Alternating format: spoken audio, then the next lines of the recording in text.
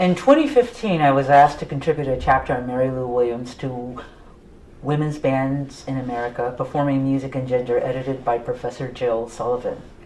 I decided to write about a group of recordings that had largely been overlooked and mentioned only in passing by Mary Lou Williams scholars. This set of recordings stood out among the half-century's worth of discs Williams recorded during her lifetime. It was the only time when she recorded and was promoted as recording with only women. I documented in detail the 15 selections she recorded over 4 sessions in early 1945, July 24 and October 7 in 1946, and finally, late 1947. I was primarily concerned with Williams' sessions and her music. I documented how she met, led, and interacted with members of the ensemble assembled for the purpose of recording the studio project. I analyzed in detail both the compositions, still in manuscript, and assessed the performances on the recordings. I was unexpectedly drawn to one aspect of the project: the photographs on an album of 78's released as RCA Victor Girls and Jazz, 1948. Let's look at this slide, please. The color was striking. The photographs of Williams and guitarist Mary Osborne, in gray, stood out against the red and black bubbles in the background. These bubbles almost obscured Williams' other musicians, as well as the other women and ensembles who participated in the various sessions organized by producer, jazz critic, and songwriter Leonard Feather. Namely, almost lost in the background due to the way they were depicted on the album's cover were pianists Beryl Booker and Winnie Beatty, bassist Vivian Gary, drummers Rose Gottesman and Dodie Jeske, and trumpeter Edna Williams. Ironically, though the photograph erases them and their artistry, all women in the background are depicted in action. That is, they are posed as though they are playing their instruments. There was another reason I was quite taken with the way Williams and Osborne were depicted, especially given that these photos were taken in the late 1940s. So much so that I devoted a passage in my book chapter to interpreting their representation in the context of both controversies over the status and abilities about women jazz musicians and the politics of Jim Crow or racial segregation. Two things are clearly juxtaposed: the race of the women, one white and one black, and how the expected social roles of these two women are inverted. As I wrote, let's look at the slide. Quote, "The iconography reveals much about the way in which the label and presumably Feather wanted to present the women on the album. The photographs on the cover emphasize the musician's femininity and allure. Williams, the most prominent in the foreground, is posed in three-quarter profile and dressed casually, while Osborne, dressed in a formal gown, holds her guitar in playing position. Both women wear dresses with plunging necklines. Both women look away from the camera, avoiding a direct gaze. The images of both resonate with the album's title, Girls in Jazz, featuring America's greatest feminine jazz musicians. That both are acclaimed jazz musicians is minimized. Rather, the emphasis is on their beauty, hair, clothing, and makeup. Glamour." Let's look at the next slide, please. There are racial dimensions as well. Posing Williams in casual attire and in a forward-leaning, relaxed position downplays her as a professional, working black woman. In contrast, Osborne, white, is shown as though she is actually playing, with her left hand fretting a chord and her right hand holding a pick near the electric guitar's pickup. That Osborne is shown at work by holding an instrument, and Williams is not shown at an instrument, i.e. being at work, seems to evoke the cliched trope of African Americans being naturally gifted, spontaneous musicians, especially at jazz. An alternate reading is also possible. Williams is the star musician of the album and thus is shown in the privileged position of being both in the foreground and being a celebrated former child prodigy and genius. In any case, the imagery is jarring, especially when contrasted with the other women musicians represented on the album. All other women, in red, are shown seated at their instruments playing. They all wear dresses, even those seated at drum sets, and their hair is well coiffed. Clearly, care has been given to the musicians' appearance to ensure they look feminine. Close quotations. As I wrote, fewer documents of the recording sessions exist, and this photograph, aside from the recordings themselves, is an important document of not only the Girl Star session, but of all the sessions Feather oversaw in producing this album. In my reading of the RCA Victor Girls in Jazz album, I viewed Mary Lou Williams as a feminist jazz icon. Williams, as a band leader, was at the helm and led a group of white female swing musicians in recording several bebop tunes. She also inverted pre-civil rights racial power dynamics by acting as the de facto boss of several white musicians. This latter fact was clearly not lost on the photographer, who slightly enlarged Williams's image in such a way that the eye is immediately drawn to her figure. This provocative image prompted me to ask other questions about the visual depiction of Williams in other contexts and sources. In critiquing this photograph, I had ventured into an area of research called musical iconography. Simply put, musical iconography is a discipline, to quote the Oxford Companion to Music, quote, concerned with the visual representation of musical topics. This can be any aspect of music, from musical works, composers, musicians, instruments, scores, sheet music, and the full range of music-related items. Typically, these depictions are realistic, but they can also be fanciful, purely imaginary, or fictional. Like any text, these items can be read or interpreted. As with any discipline, there are methodologies that provide approaches to understanding these images and representation. My primary premise and methodology for my talk today comes from musical iconography, specifically jazz iconography. Today, I will examine how Mary Lou Williams was photographed by a jazz photographer who pioneered the area of jazz iconography, William P. Gottlieb. Though his name is not well known today, Gottlieb's photos are iconic.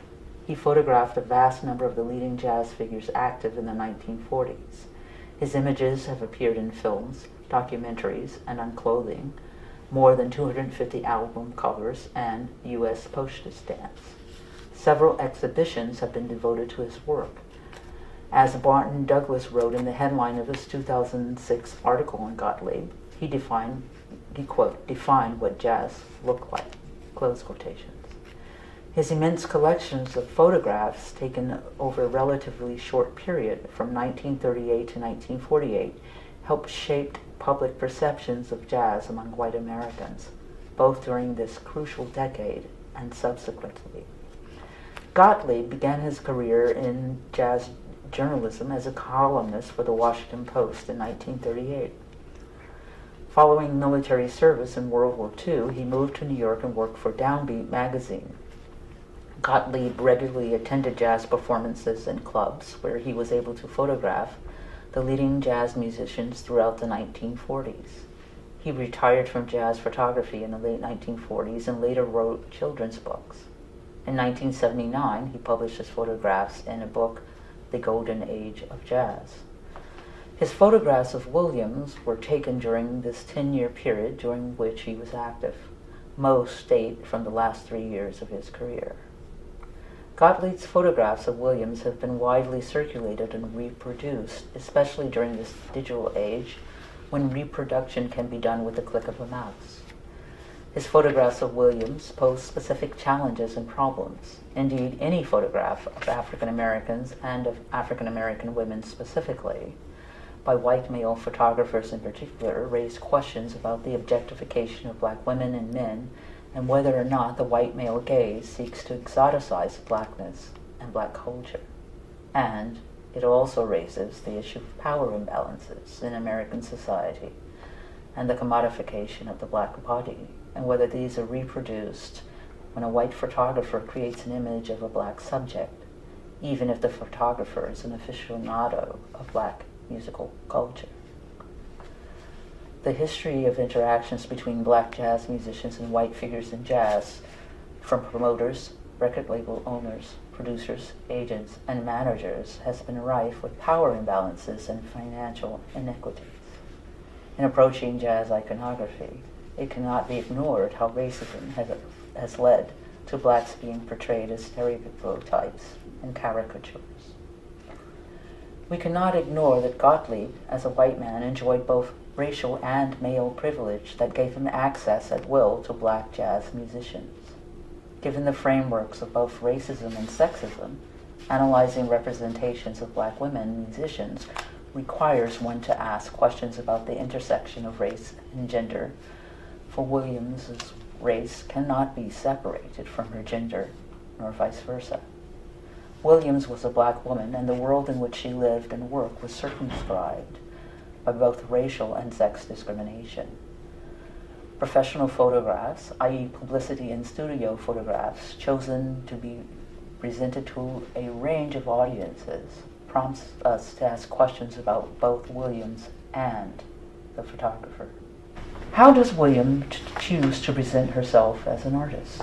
Does she conform to gender expectation? Who are our photographers? Male, female, black, white? How are we made aware of Williams' agency in avoiding and pushing back against racial and gender stereotypes of the 1920s, 1930s, and 1940s? Today, we can begin to formulate answers to these questions by approaching them through the camera lens and gaze of a white male photographer, William P. Gottlieb. The photographs for today's presentation come directly from the extensive William P. Gottlieb collection at the Library of Congress, which includes 19 photographs of Williams. The Gottlieb collection is of particular interest because of the photographer and his generous decision to allow these photographs to enter the public domain in 2010, several years after his death, thereby making them available to all. This bequest coincided with the growth of a range of digital technologies and multimedia platforms, from those devoted solely to photography to those that also incorporate video and music. His photographs of Williams has also appeared in books, articles, and countless websites. And since his work is so easily accessible, they provide an easy access point to begin to ask questions about both how Mary Lou Williams is represented as a jazz icon and in jazz iconography. These questions can be broadly extrapolated to ask questions about jazz and music iconography of black music in general. Gottlieb's photographs show Williams in a variety of settings, professional and social, formal and informal, at work and at leisure, in the company of blacks and whites, variously during an era in which public spaces were segregated and black and white Americans did not frequently socialize together. He was not a portrait photographer. Rather, he was a jazz journalist who both wrote about and photographed his subjects. This gave him access to a variety of settings outside the photographer's studio, and he photographed his subjects without collecting payment from them or rendering payment to them. He was, however, paid for the articles he wrote, which his photographs sometimes accompanied. He also received payment from the later book.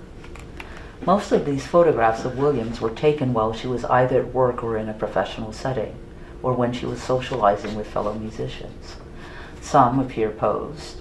Most give the illusion of being candid photos, captured in the moment when no one is posing for the camera, when Gottlieb seems to disappear into the background. Yet, there are quite a number of giveaways that reveal our subject's awareness of the camera and of the presence of a white photographer. Our subject, Williams, is aware of her position and prominence as a jazz musician and public figure, and as a woman who is judged according to both her appearance and race. 4 photographs capture Williams in a variety of professional settings, 1 in a nightclub, 2 in the studio, and 1 in the theater. In some cases, the photographs appear in one of Gottlieb's newspaper columns or articles. The earliest of this group of photographs captures Williams at the Howard Theater, a storied African-American venue in segregated Washington, D.C., which booked jazz musicians and other entertainment specifically for black audiences. Williams had performed there with the Andy Kirk Band, which she had joined while living in Oklahoma with her first husband, saxophonist John Williams. This photograph dates from between 1938 and 1948. Though not perceptible from the image, contextualization of this photograph reveals a gross iniquity. Whether in 1938 or 1948, Gottlieb could easily cross the color line and move about a black theater, where, were the situation reversed, a black photographer would not be able to enter a white theater. Focusing solely on the image, here, Gottlieb appears to have captured Williams in a candid moment. Her hands in action above the keyboard, she glances over her right shoulder towards her guitarist. Clearly, she is surrounded by male musicians. An alto saxophonist appears behind her. The photo appears somewhat overexposed, so it would be unreliable to attempt to discern whether or not the saxophonist is white, thereby suggesting Williams is part of an interracial band. This, however, would be unlikely at this stage of her career, especially in a Southern theater. In the foreground to the left is a phonograph. The piano is an upright with its front cover removed. Rather than being dressed formally in a gown or smart outfit, Williams is dressed simply and modestly in a light blouse and dark skirt. The overall impression this photograph gives is of Williams at ease among male musicians who see her as a peer. Perhaps she is rehearsing. Perhaps she is participating in an informal jam session. Though informal in tone, the photograph does convey an important part of Williams' work: the centrality of rehearsal, honing one's skills, collaborating with fellow musicians, and preparation for performance. The second of the work photographs comes from 1946. This photograph gives the illusion that Gottlieb has captured Williams in a private creative moment. She is not just sitting idly at the piano. Rather, she is in a moment of creation, composing and improvising. At first glance, Williams in the foreground, with only empty tables in the background, appears to be alone, playing for her own pleasure, taking delight in a music known only to her. A closer look reveals two white male patrons. To the right, the reflection in the mirror of one seated at a table in the background, and another approaching Williams from behind on the left. Williams is unaware, enraptured by her own musical thoughts. The photo suggests perhaps Williams is between sets, or before or after the night's engagement. As in the other photograph, Williams is dressed modestly, here in a checkered dress. Apparently unassuming, this photograph has been widely disseminated in a cropped form, one that focuses on Williams' face or upper body, with the men edited from the photo. If we step back to consider the photographer's intent, we can understand that Gottlieb is engaging in reflection photography, that is, using the mirror to Williams' left to capture the reflection of the man's image. Here we can allow ourselves to chuckle. For just as Williams delights in her musical artistry and command of the piano, Gottlieb delights in his command of light, angle, flash, and exposure to capture both Williams and the reflection of the patron. At this juncture, we can draw connections between these images, first of Williams and Osborne from the Girl Stars, and second these from 1946. We can examine them in conjunction with Williams's music of 1938 and 1947. Mary's idea, recorded late 1938, provides an example of her style as an arranger and piano soloist. The selection begins with sax riffs, onto which Williams layers trumpets for the first two A sections of the 32-bar popular song form. Her solos in the second chorus. These examples show Williams as a swing arranger and pianist in a style typical of the territory bands of the 1930s, such as Count Basie. By 1946, Williams had left the Kirk Band and been on her own musically since 1941. After divorcing John Williams and marrying trumpeter Shirley Baker, she began leading her own combos. In 1943, Williams began playing at the integrated Greenwich Village nightclub Cafe Society. Gottlieb photographed her there in 1947.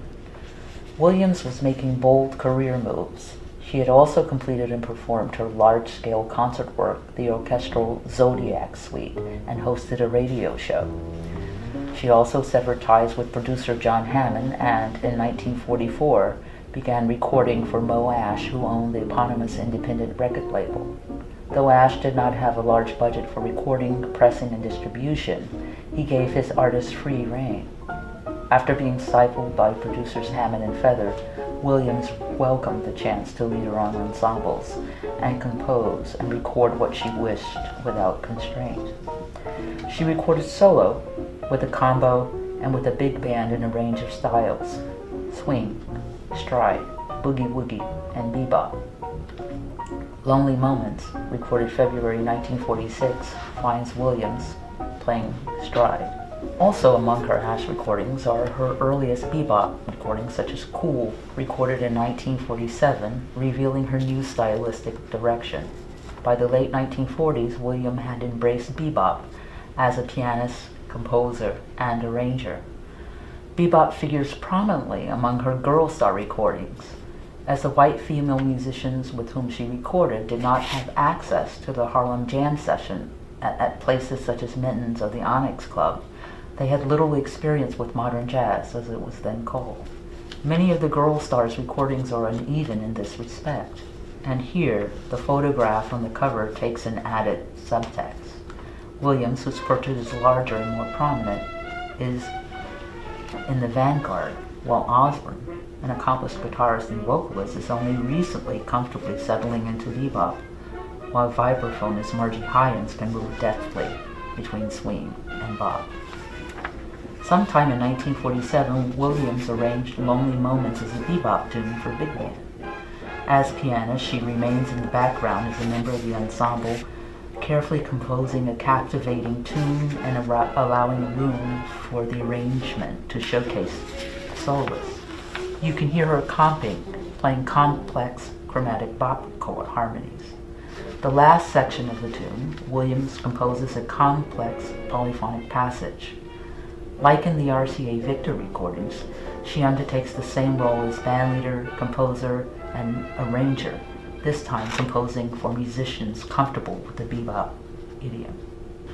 By 1947, Williams was playing occasional dates at one of New York's most renowned nightclubs, Cafe Society downtown, following her long run at both the Greenwich Village Club and its sister venue, Cafe Society Uptown. Gottlieb photographed her in the Village Club, but to awkward effect. Slide, please. Gottlieb was in a delicate position. The Cafe Society portrait, with its subdued lighting, shows Williams seated at the piano, smiling into the camera. The way Gottlieb captures two white patrons in the background stands out. Cafe Society was a radical departure from the status quo.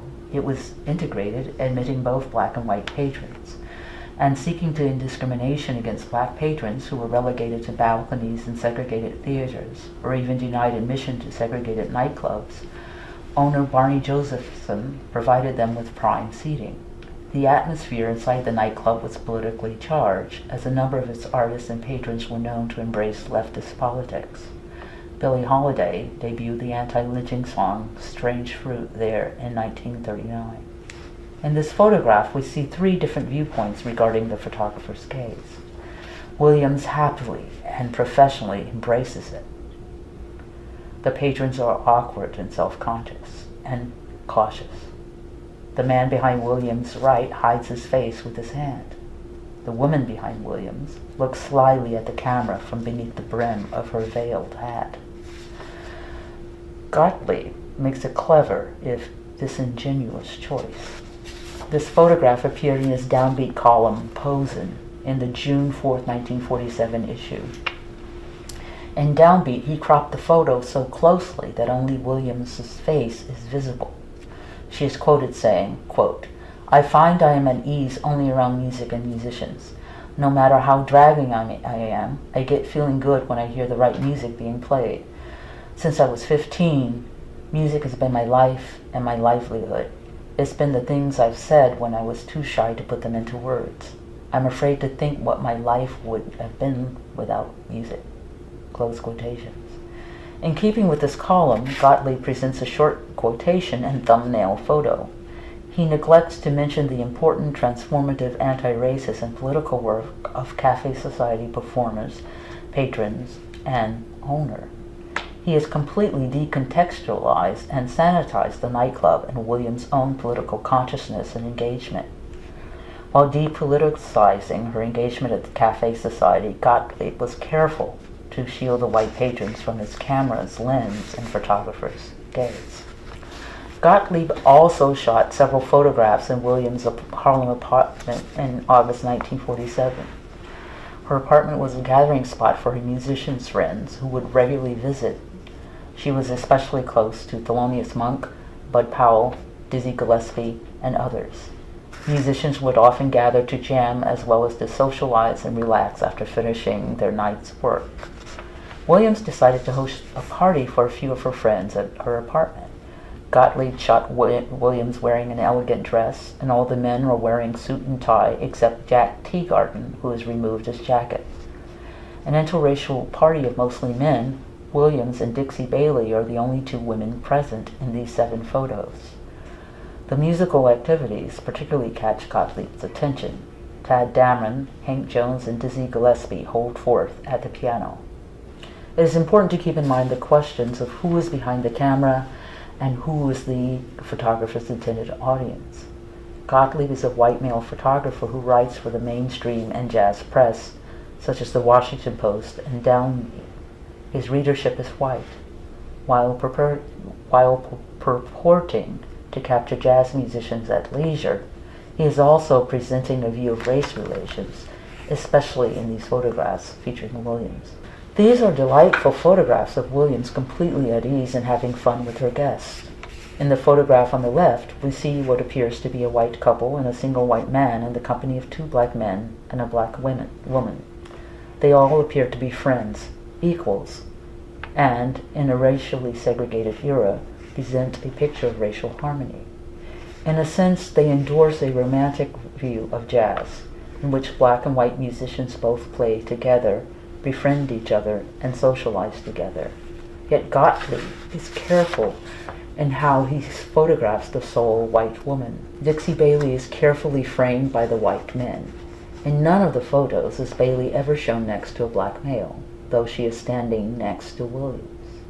It is clear that Gottlieb is careful to remove any suggestion of a romance between Bailey and either Dameron, Jones, or Gillespie, any hint that she is sexually available to black men.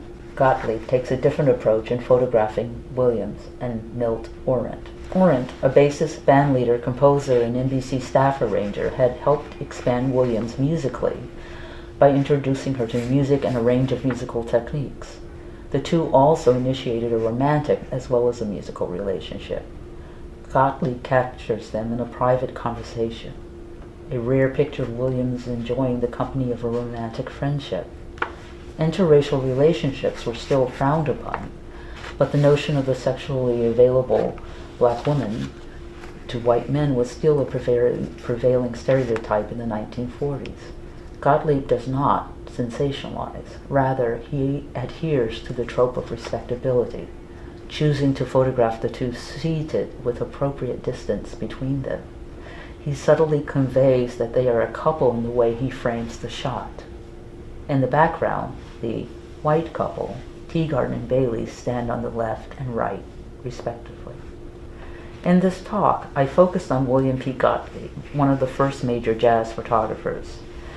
In his photographs, Gottlieb clearly demonstrates an affinity for his subjects. To return to the questions from our analytical framework, how does Williams choose to present herself as an artist? Does she conform to gender expectations? First, William largely adheres to the expectations audience held of a jazz nightclub performer and public figure in these Gottlieb photographs and other professional photographs, or when photographed in her private home or private setting by a professional photographer. In her appearance, she conforms to a degree to what is expected of a professional black female entertainer. She dresses in fine gowns when on stage, and partly in keeping with the fashion sense of the 1940s, when one dressed respectably outside of the house, even her casual clothing is fashionable. Her hair is well coiffed, and makeup is understated and tasteful. But that is where the gender expectations end. Williams, in priding herself on being able to play like a man, rejected any feminization of her as a composer and musician.